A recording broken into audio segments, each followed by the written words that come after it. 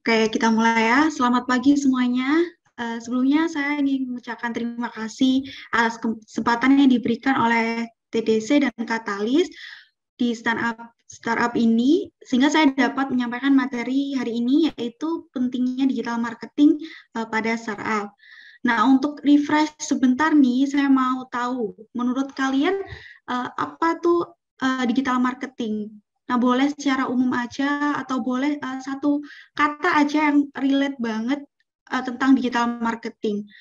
Kalian bisa jawab di kolom komentar mungkin.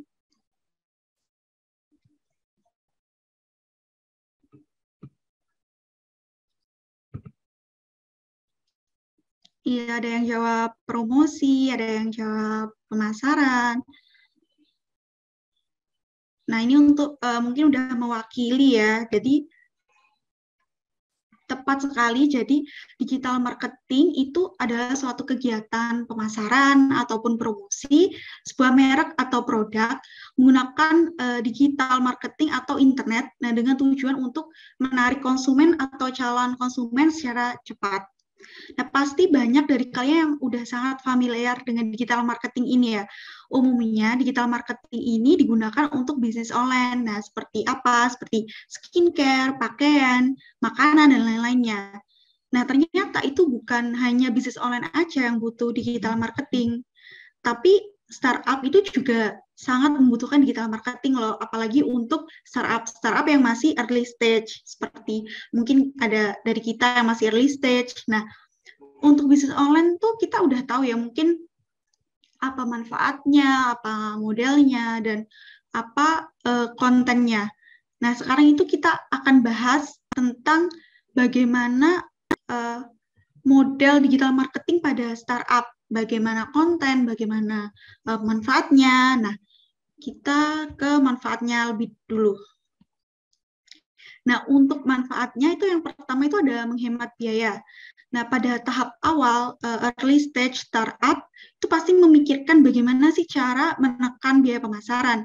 Nah, mengingat masih sedikitnya dana yang mereka punya. Nah, digital marketing ini pilihan yang tepat karena kadang dengan biaya 0% pun produk atau jasa dari startup yang kita jual itu dapat teriklankan. Nah, contohnya yang gratis itu gimana sih, Kak? Contohnya itu di TikTok. Di TikTok tuh tanpa kita endorse ataupun iklan khusus, di TikTok itu kadang bisa FYP. Nah, itu bisa menjangkau target market yang cukup banyak gitu. Yang kedua itu untuk mengenalkan produk ataupun jasa. Nah, startup itu biasanya manfaatin digital marketing ini untuk menyebarkan awareness. Kalian tahu sendiri kan kekuatan digital marketing yang hebat banget gitu. Karena dia bisa menjangkau target market secara spesifik bahkan dalam hitungan detik. Lalu yang ketiga itu ada mendapatkan feedback dari target market.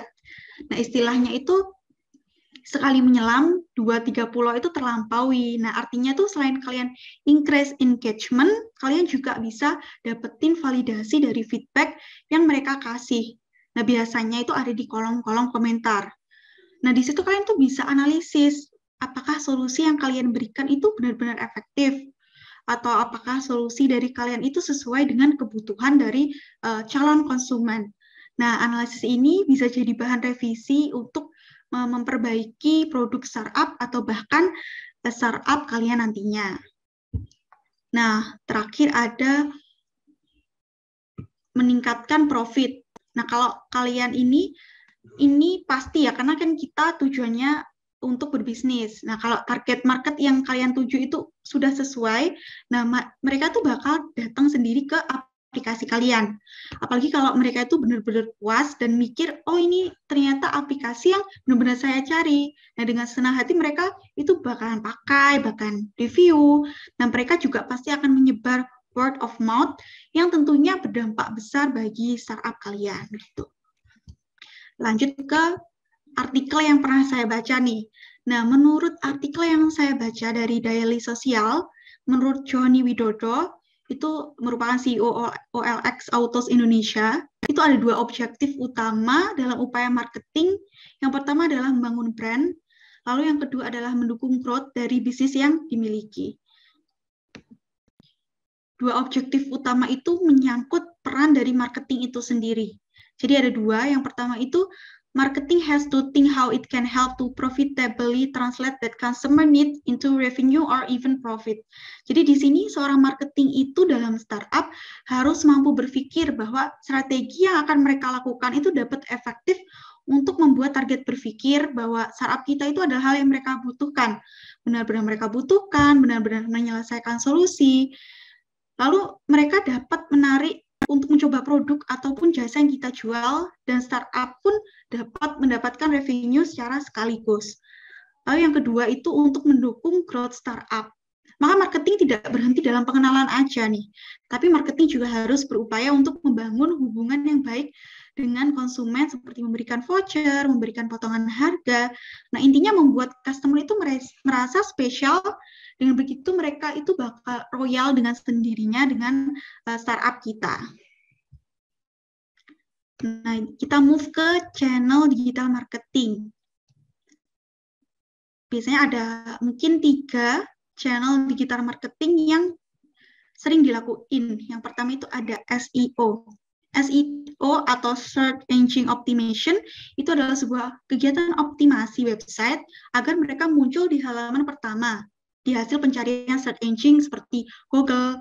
Nah, tujuannya itu apa sih? Tujuannya itu agar dapat mengoptimasi website yang bertujuan untuk mendapatkan traffic tinggi dari pencarian organik. Nah, organik ini ya. SEO ini juga membantu mendapatkan jenis traffic yang tepat sesuai dengan tujuan website kita secara gratis. Jadi SEO ini bisa meningkatkan awareness, meningkatkan penjualan juga.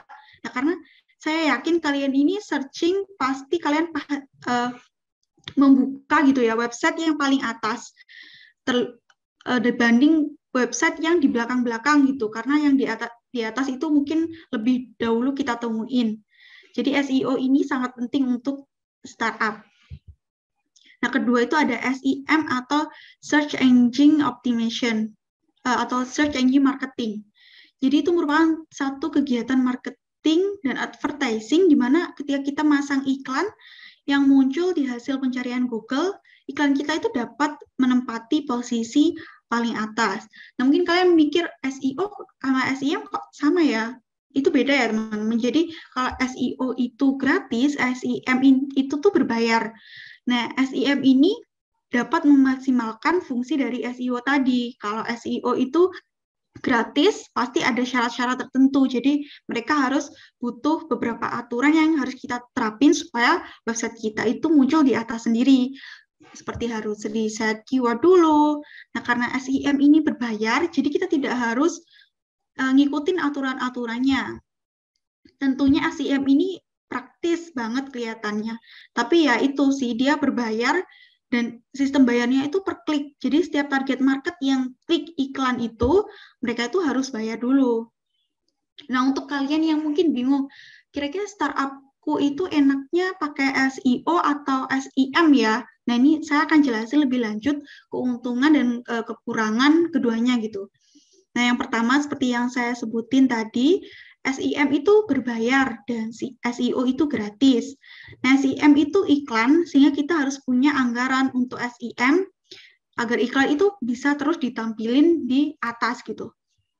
Nah, sementara SEO itu adalah strategi yang bisa kita terapin tanpa perlu mengeluarkan biaya. Nah, mungkin untuk visualnya, yang SEO itu misalnya sama-sama dari website Traveloka ataupun Agoda, tapi bedanya yang SEO itu website aja. Nah, kalau SEM itu biasanya di bawahnya ada kotak warna biru gitu yang tulisannya tuh iklan, walaupun sama-sama website dari Agodanya gitu. Selanjutnya yang kedua itu SEM itu bisa milih target audience. Nah, memang baik SEO dan SEM itu memiliki tujuan yang sama, yaitu bisa memahami audience dengan baik. Tapi kita hanya bisa milih target audience itu dengan SEM aja. Karena SEM ini kita dapat milih hasil pencarian yang ditampilkan untuk audience itu berdasarkan umur, lokasi, dan masih banyak lain-lainnya gitu. Dan ketiga itu hasil SEM itu lebih cepat dibanding SEO. Nah, memang SEM itu tidak langsung muncul setelah kita pasang gitu, tapi akan tetap butuh proses dan persaingan dengan iklan lainnya. Tapi proses ini tuh memang lebih cepat daripada SEO itu sendiri. Nah, SEM pun dapat kita matikan sewaktu-waktu dan kita hidupkan juga sesuka hati. Beda dengan SEO yang membutuhkan waktu lebih lama untuk melihat hasilnya dan bisa membaik atau memburuk seiring waktu tergantung dengan banyaknya faktor tadi. Karena kan kita harus nyesuaiin keywordnya gitu-gitu. Dan keempat, SEM pun lebih baik untuk testing. Dengan SEM itu kita bisa revisi judul iklan, mengganti target audience, ataupun merubah konten dari landing page untuk keperluan testing kita. Jadi kita tidak bisa melakukan hal yang sama pada SEO karena membutuhkan waktu terlalu lama untuk mendapatkan hasil dan melihat perbedaannya. Nah, kelihatannya itu memang menarik SEM ya, tapi kenyataannya itu SEO itu lebih bagus untuk jangka panjang. Nah, menurut kalian itu kenapa nih? Nah, karena SEM itu hanya aktif selama kita membayar iklan untuk tampil di hasil pencarian. Nah, setelah kita matiin itu SEM-nya, SEM itu bakalan selesai gitu. Nah, justru kalau SEO itu sebaliknya, karena dia itu strategi yang berkembang, jadi seiring waktu hasilnya itu bisa bertahan yang lebih lama juga. Lalu berlanjut ke sosial media marketing. Nah, sosial media marketing pasti kalian udah banyak banget yang tahu ya. Itu merupakan proses pemasaran yang dilakukan menggunakan media sosial. Melalui media sosial, perusahaan atau brand itu bisa melakukan promosi yang terstruktur dan tepat sasaran. Jika startup itu udah aktif di sosial media, maka kita hanya perlu melakukan strategi agar bisa mempromosikan produk itu dengan efektif.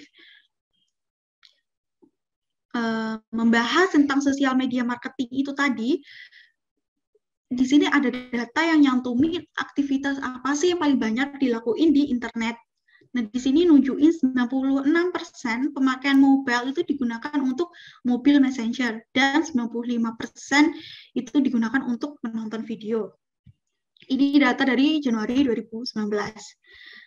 Nah, maka dari itu ditunjukkan most aktif sosial media atau media platform yang paling aktif di 2019 Januari itu YouTube dan WhatsApp.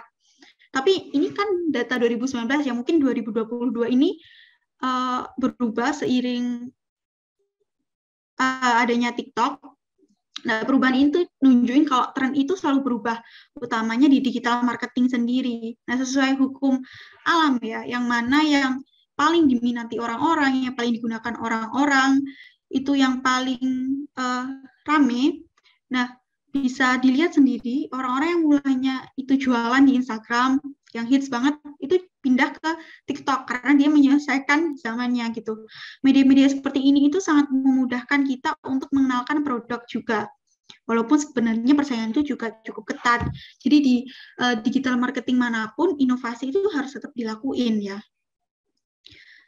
Terus kita akan membahas tentang media sosial yang hits tadi itu Instagram. Nah, kalau masih kalian ingat, Instagram ini termasuk most social media platform. Karena kita tahu sendiri pengguna Instagram itu banyak sekali ya.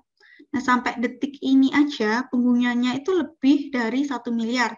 Dan mereka itu aktif juga jelajahi beranda. Nah, bahkan Instagram itu punya fitur Instagram for Business untuk mempermudah orang-orang yang menjual jasa ataupun produknya. Nah, uniknya di Instagram ini fokus dengan storytelling, di mana konten visualnya itu merupakan konten dengan engagement paling tinggi di internet gitu. Makanya nggak heran banyak orang-orang yang rela bayar mahal untuk endorse, bisa sampai belasan atau puluhan juta di Instagram, karena feedback-nya pun itu besar banget. Jadi nggak hanya di televisi aja orang bisa ngiklanin.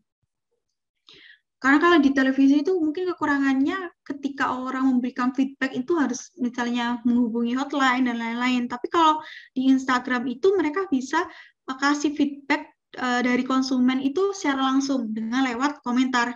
Jadi tahu kita bisa sebagai pemilik startup atau founder ataupun yang berkaitan lainnya, kita tahu apakah konten ini tuh sesuai dengan konsumen. Itu khususnya untuk CMO atau marketing gitu ya. Jadi kita tahu apakah video ini disukai, apakah kurang disukai. Biasanya mereka tuh ekspresikan dengan like gitu. Semakin banyak like itu semakin banyak disukai, semakin tren. Nah, kalau ada pertanyaan pun atau ada saran, kritik, mereka itu bisa langsung reply lewat komentar. Nah, kita selanjutnya akan bahas tentang Instagram engagement. Nah, ini gambar global engagement untuk content schedule dan posting rate. Nah, data ini merupakan kapan waktu yang tepat untuk mengupload gambar dan seberapa sering sebaiknya startup itu ngelakuinnya. Nah, engagement ini bisa dibilang di hari biasa itu hari dengan engagement tertinggi. Mungkin banyak orang yang lebih memilih bermain media sosial gitu di hari biasa untuk refreshing gitu. Nah, secara keseluruhan engagement rate paling tinggi itu ada di hari Rabu jam 3 sore, Kamis jam 5 pagi atau 11 pagi, dan 3 sampai 4 sore. Dan ini terlihat juga di Jumat jam 5 pagi. Nah, engagement rate paling rendah itu di hari Minggu. Mungkin waktunya orang-orang itu lebih milih family time gitu ya, sama keluarganya dibanding buka-buka di media sosial gitu. Selanjutnya ada Instagram Post. Nah, Instagram Post ini nyediain konten postingan yang biasanya digunain untuk promosiin startup kita. Nah, postingan ini bisa berupa quotes motivasional. Biasanya ya kalau saya lihat di Instagram startup itu bisa kasih motivasi tentang bisnis atau biasanya tokoh-tokoh pengusaha muda gitu. Forbes under 20, terus ada konten kontes, giveaway, review, testimonial, dan biasanya kalau startup itu pasti berhubungan dengan produk ataupun jasa yang kita jual, ataupun informasi-informasi tentang industri bisnis yang kita geluti gitu. Lalu selanjutnya ada Instagram Stories. Nah, ini pasti kalian tahu lah ya, di Instagram Stories itu di bagian atas ada feeds Instagram. Kita bisa upload foto dan video ke Instagram Story, dan itu akan hilang selama 24 jam. Postingan konten yang biasa di-post itu adalah kuis, tutorial, ada polling, ask question, kontes, dan story interaktif, dan masih banyak lain-lain gitu. Keuntungan dari Instagram Story itu kita bisa tahu feedback dari followers dengan cepat dan mudah. Nah, kita biasanya tinggal cantumin link atau kita bikin polling, bagus yang ini atau bagus yang ini ya, itu selama berapa menit, semakin banyak followers yang jawab dengan waktu yang cepat, kita bisa langsung lihat hasilnya gitu. Nah, selesai ini, saya ingin tanya-tanya lagi nih, untuk refresh lagi nih. Menurut kalian tuh e-commerce apa sih yang punya digital marketing yang paling menarik gitu? Bisa jawab di kolom chat.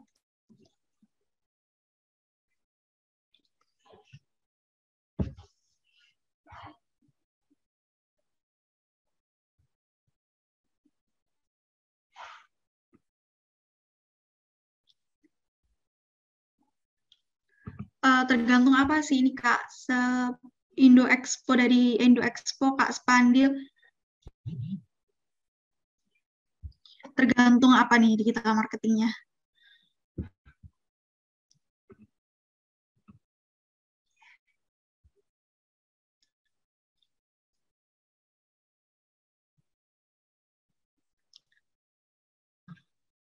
Ada yang jawab Gojek, ada yang tergantung pada target pasar produk yang akan dipasar.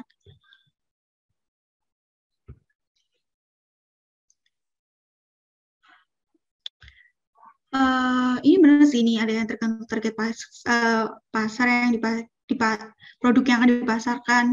Di Shopee, Gojek, keren-keren. Nah, kalau menurut saya sendiri nih, e-commerce yang punya digital marketing paling menarik itu jadi menurut saya Shopee.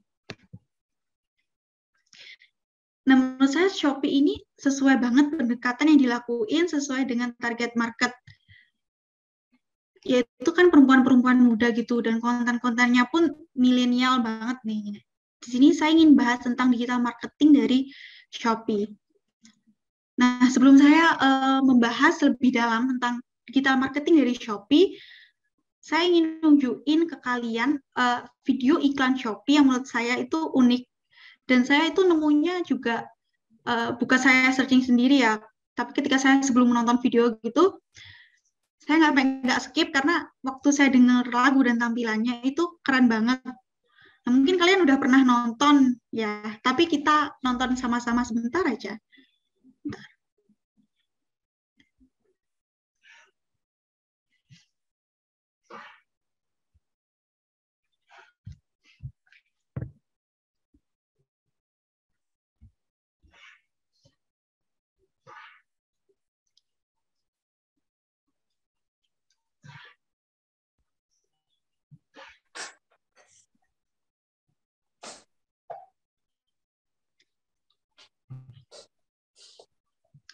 Videonya ke-share nggak ya, Kak? Udah kelihatan, Mbak. Oh, oke.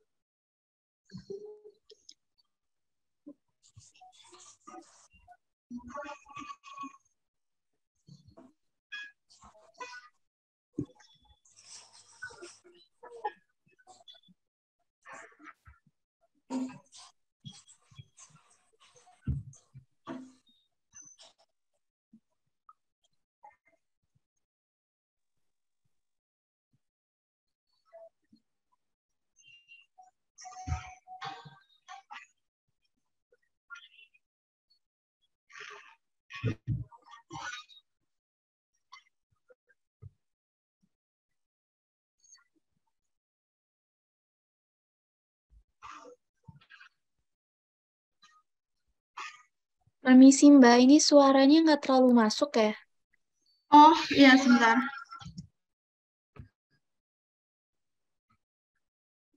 Oh, ini mungkin mau di-share. Maaf ya, kita ulang lagi ya mungkin ya. Oke, Mbak. Udah belum, Kak? Masih belum? Masih sama sih di aku, Mbak. Patah-patah. Kalau yang lain gimana? Kedengeran nggak?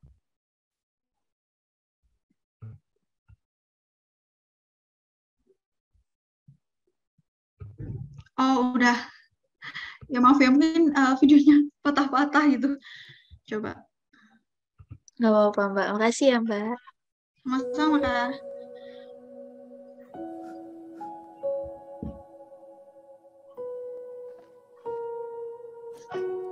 Nenek moyangku seorang pelaut, gemar mengarung luas samudra, menerjang ombak, tiada takut, menempuh badai, sudah biasa.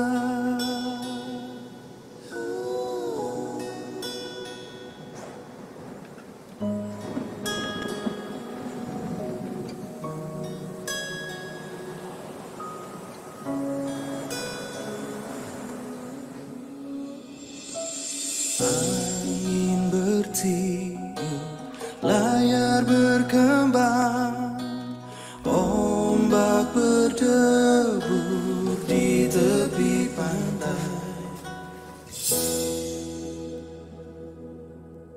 Pemuda berani bangkit sekarang, ke laut kita beramai-ramai.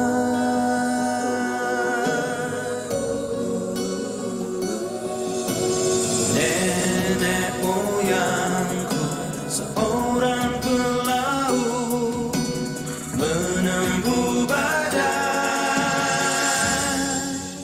sudah biasa.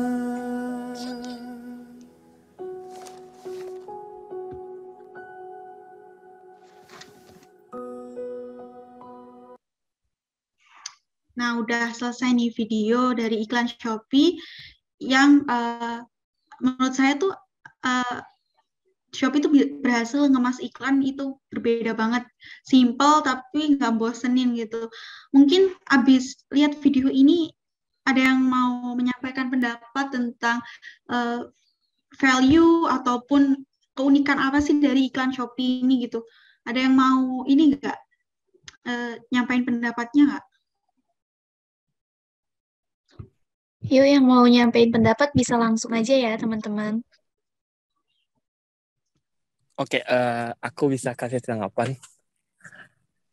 Siapa nih yang nggak kelihatan? Maaf. Oke, sebelumnya perkenalkan.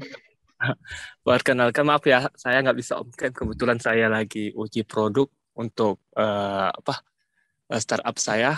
Kebetulan kami sudah punya startup dan namanya itu PT Indo Expo Generasi Superior. Kebetulan kami itu mainkan dua bisnis, yaitu bisnis nasional maupun internasional. Jadi keren banget, Kak, keren. Perkenalkan, nama saya Supandi Larasase sebagai CEO di PT Indo Expo Generasi Superior. Jadi masih atasan saya Kak Desi ini CEO langsung. Terima kasih buat materinya di sini. Kalau kita lihat dalam iklan Shopee ini yang bisa saya dapatkan itu ada nilai-nilai video. Yang pertama itu dia menghubungkan bagaimana dia membuat storytelling antara perjalanan Shopee dari pembentukan pertama sekali, bagaimana dia merasakan sakit terjangan, bagaimana dia juga menghadapi beberapa rintangan, apalagi kalau produk-produknya ini nggak sampai pada customer. Kayak tadi kan ada beberapa rintangan, dia sampai produknya tenggelam. Itu ada beberapa. Kemudian dia juga menghubungkan pada sejarah Indonesia kayak seorang pelaut. Itu membuat ada keunikan tersendiri kepada masyarakat maupun mahasiswa. Kemudian aku masih mahasiswa semester 7. Jadi itu memberikan dampak yang sangat bisa mendukung, apalagi kalau mahasiswa ingin berbisnis. Itu aja sih. Terima kasih. Terima kasih, Kak. Siapa ya tadi? Kak Sepandil ya. Makasih banyak, Kak. Keren banget sih ini. Value, bisa nyampein value dengan keren banget. Nah, aku setuju banget sama Kak Sepandil tadi bahwa ada beberapa keunikan dari value iklan Shopee ini tadi. Nah, dari yang pertama itu pesan yang disampaikan itu dikemas dengan menarik. Nah, itu benar banget apa yang disampaikan tentang ceritanya itu tentang kardus Shopee yang mengarungi badai.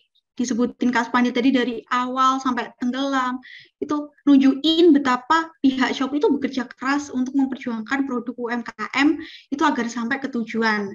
Nah, mungkin kalau digambarin biasa aja, itu pasti membosankan. Tapi Shopee ini berhasil narik audiens dengan membuat istilahnya short story dengan bentuk animasi, tone-nya itu juga warm, lagunya itu juga nyaman. Jadi selain nyaman didengar, itu juga menarik banyak ketertarikan dari orang-orang. Nah, terbukti iklan ini tuh dilihat 5,5 juta dengan 226 komentar positif gitu. Yang kedua itu ada iklan anti mainstream dan sesuai dengan target market yang dituju. Dan sesuai dengan target market, mereka perempuan muda itu lebih peka perasaannya. Jadi Shopee itu berhasil mempengaruhi audiens dengan cerita mengharukan dan membuat mereka itu lebih aware, menimbulkan keinginan untuk membantu UMKM dengan membeli jasa atau barang melalui Shopee.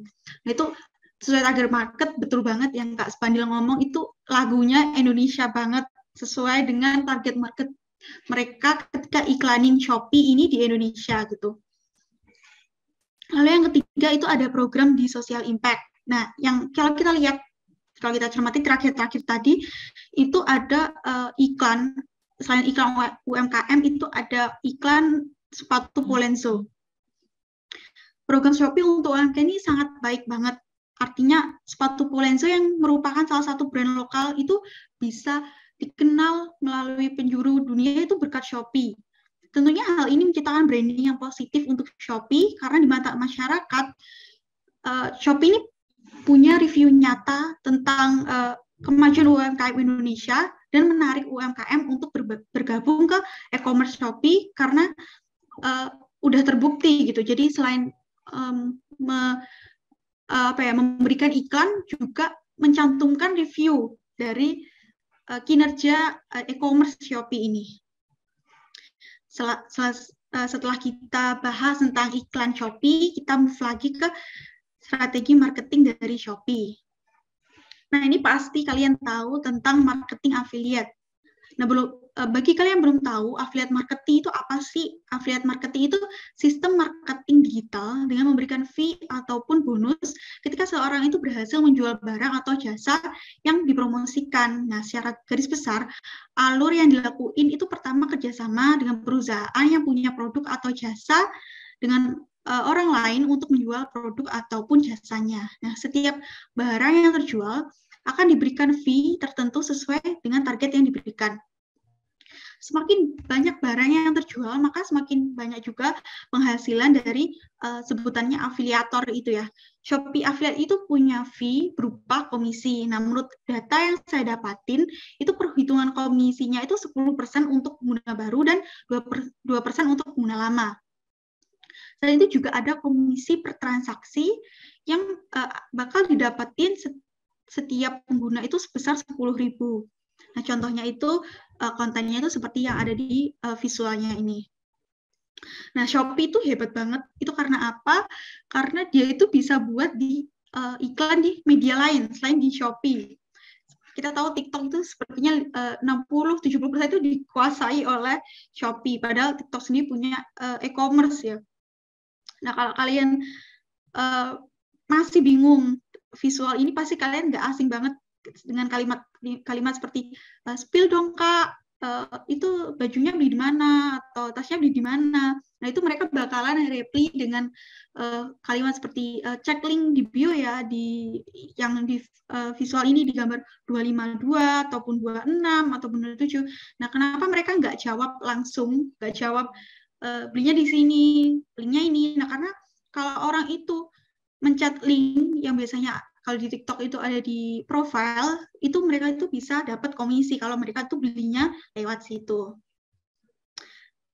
Nah, terakhir, yang paling menarik, pendekatan pemasaran yang dilakuin Shopee, itu mungkin memulai admin-admin lain, itu adminnya Shopee ini milenial dan kekinian. Karena mereka bisa deket banget dengan targetnya, yaitu perempuan-perempuan muda. Nah, pasti kalian tahu tentang gaya reply komen dari admin Shopee ini yang terdengarnya tuh santai, terus lucu, kekinian, ada yang balas Y. Karena kalau dulu-dulu mungkin cara balas admin tuh lebih kaku ya, mungkin lebih baku. Tapi ternyata hal itu masih memunculkan gap dengan konsumen. Nah, kalau seperti admin Shopee yang biasanya sangat-sangat friendly ini, maka bakal tercipta rasa kekeluargaan yang lebih kental gitu. Jadi berhasil banyak menarik simpati anak-anak muda. Nah, bisa dilihat dari 2.522 retweet yang udah ada di Twitter gitu tentang hebohnya admin Shopee ini gitu.